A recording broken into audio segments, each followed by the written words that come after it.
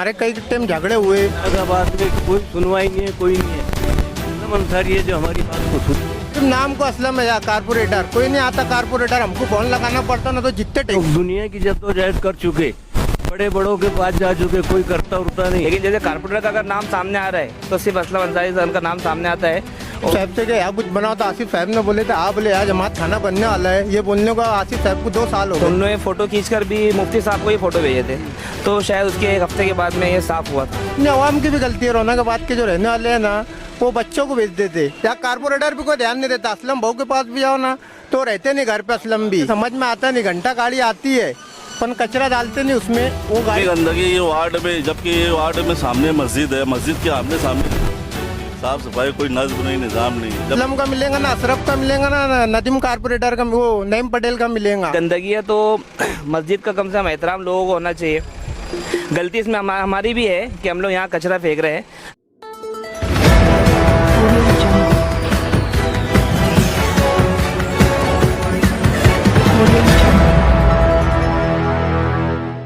Welcome to मानव समाचार। मानव समाचार में एक मर्तबा फिर से आपका स्वागत किया जाता है। मानव समाचार हमेशा आपके सामने जनहित में खबरें लाता है, जनहित मीडिया है। इसी तरह आज तो रौनकाबाद में मानव समाचार पहुंचा है। नजरिया मस्जिद के सामने जो एक गार्डन बना था, वार्ड नंबर 19 है ये, यहाँ पर एक गार्डन बना था ताकि आवाम इससे फ़ायदा उठा सके, सहूलत आवाम को मिले। लेकिन इस गार्डन को जो है बना दिया गया था कचरा का दान, इसलिए यहाँ पर आज कुछ साफ सफाई हो रही है। आइए इस जिम्न में हम यहाँ के वार्ड के लोगों से कुछ मालूमात लेना चाहेंगे।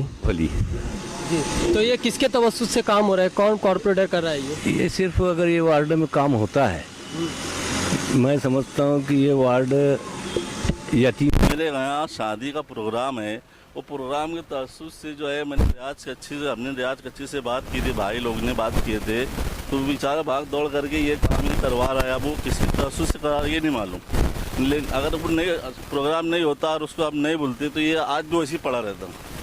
ये बात तो एकदम पक्की है। और इतनी गंदगी ये वार्ड में, जबकि ये वार्ड में सामने मस्जिद है, मस्जिद के आमने सामने गंदगी रहती, साफ सफाई कोई नज्म नहीं, निज़ाम नहीं, जबकि रोज होना चाहिए सर, और रोज गाड़ी आना चाहिए। इसी जिम्न में यहाँ पर मौलाना मौजूद है, हम इनसे जानना चाहेंगे कुछ बातें।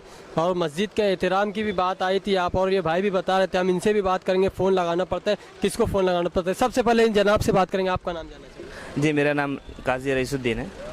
मैं इस महल्ले में रहता हूँ, गली नंबर 3 में रहता हूँ। जी। आपके वार्ड में कौन कौन कारपोरेटर काम करते हैं? हमारे वार्ड में तो कारपोरेटर कौन है, पहली बात तो अब ये असलम अंसारी के जो नाम है और जिनको मैं जानता हूँ, उनके अलावा मुझे को पता नहीं है कि कौन कौन कारपोरेटर यहाँ पर है, क्योंकि जब से इलेक्शन हुआ उसके बाद से हमने किसी को देखा ही नहीं। ये काम कौन करा रहा है?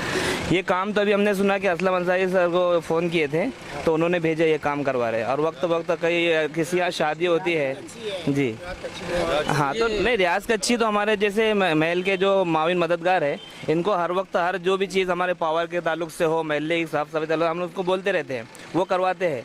लेकिन जैसे कारपोरेटर का अगर नाम सामने आ रहा है तो सिर्फ असलम अंसारी सर का नाम सामने आता है और वही करवा लेते हैं जो भी किसी यहाँ शादी वगैरह है जब। वरना ये मस्जिद के सामने ग्राउंड है, आप देख रहे हो कितनी गंदगी यहाँ पे, अभी आपने देखा ही होगा। तो ये गंदगी है तो मस्जिद का कम से कम एहतराम लोगों को होना चाहिए। गलती इसमें हमारी भी है कि हम लोग यहाँ कचरा फेंक रहे हैं।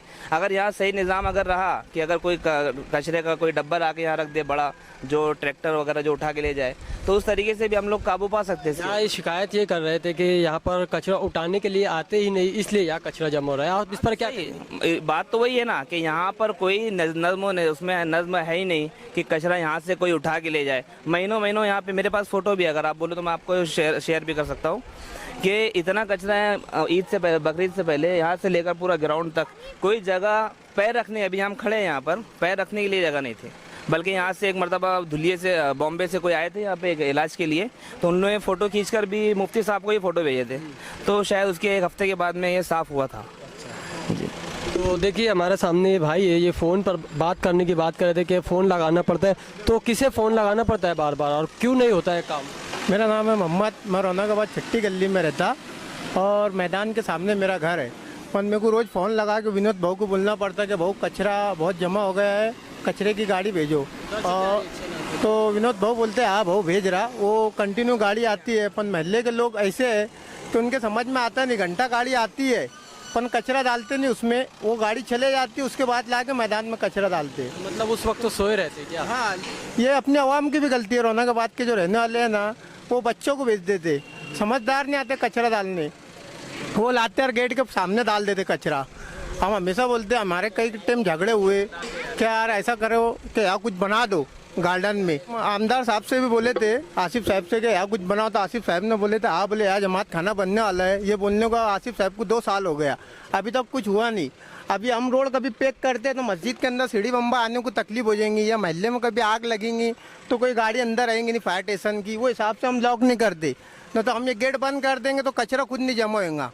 हमको बहुत तकलीफ है, हमारे घर में छोटे छोटे बच्चे हैं, वो खेलने कूदने को तकलीफ होती है, इस कदर बास आती है गंदगी की। हमको बुलाना पड़ता, वो अपने विनोद भाऊ को फ़ोन लगाना पड़ता, अमर भाऊ को लगाना पड़ता, या मुकुंद भाऊ को लगाना पड़ता जब वो गाड़ी आती, ट्रैक्टर आता, या कारपोरेटर भी कोई ध्यान नहीं देता। असलम भाऊ के पास भी जाओ ना तो रहते नहीं घर पे असलम भी, या सिर्फ मेरे को फ़ोन लगाना पड़ता, न तो विनोद। ये तो बता रहे कि असलम अंसारी का काफी अच्छा काम। कोई नहीं, असलम भाई भी नहीं आते यहाँ, सिर्फ नाम को असलम है, या कारपोरेटर कोई नहीं आता। कारपोरेटर हमको फोन लगाना पड़ता, ना तो जितने ठेकेदार है उनसे पूछ लो, उनके नंबर मोबाइल में देख लो, हमारे नंबर मिलेगा सिर्फ, ना असलम का मिलेगा, ना अशरफ का मिलेगा, ना नदीम कारपोरेटर का, वो नईम पटेल का मिलेगा। कोई आता नहीं यहाँ, हमको बोलना पड़ता ठेकेदार लोग को। ये ठेकेदार यहाँ के लीडरान है, ये वार्ड के ही आदमी को तरजीह दे, या मशरिक से लाके मगरिब में खड़ा कर देने से वो लोग नहीं होती। और हमारे रौनकाबाद में ऐसे ही मजाक किया गया, और अपना मतलब ख़त्म हो जाने के बाद ये कुछ नज़र उधर आते उसे नहीं। एक असलम अंसारी बेचारे हैं जो काम करते रहते हैं, है ना। ऐसी जैसा हमारे लीडरान ने असलम अंसारी को टिकट देकर बहुत अच्छा काम किया। अब हम आइंदा भी हमारे लीडरान से गुजारिश करेंगे कि हमारे वार्ड के में जो नौजवान खड़ा रहेगा, या वही नौजवान को खड़ा कर दे जो कामों की तरफ तवज्जो करता है। ऐसे ऐसे आदमी जिन्होंने कभी सियासत में कदम नहीं रखे, जिनको सियासत के अली बेवाकिफ नहीं जो सियासत से, वो लोगों को लाके हमारे सामने खड़ा कर दिए। अभी उनको जाकर अगर इतनी आवाज़ें दो तो सुनने को तैयार नहीं है। बराए मेहरबानी मैं एक ही गुजारिश के साथ ये अर्ज करूँगा कि असलम अंसारी को जैसे टिकट देकर बहुत अच्छा काम हुआ, ऐसा ही आने वाले इलेक्शन में वार्ड के आदमी को और वार्ड के उम्मीदवार को तरजीह दी जाए, नौजवान को तरजीह दी जाए। इतना ही मेरा इस बारे में। देखिए बहुत ही जामे बात हुई यहाँ पर। जिस तरह यहाँ पर कॉरपोरेशन को और कॉरपोरेटर्स को जिम्मेदार ठहराया गया, वहीं पर ये बात भी बताई गई कि यहाँ पर आवाम की भी बहुत बड़ी जिम्मेदारी है। आवाम को भी चाहिए कि जिस वक्त घंटा गाड़ी आती है उस वक्त तो बेदार रहे और कचरा अपना घंटा गाड़ी में डाले। इसी तरह देखते रहिए मानो समाचार, हम आपके सामने इसी तरह बेदारी वाली रिपोर्ट पेश करते रहेंगे।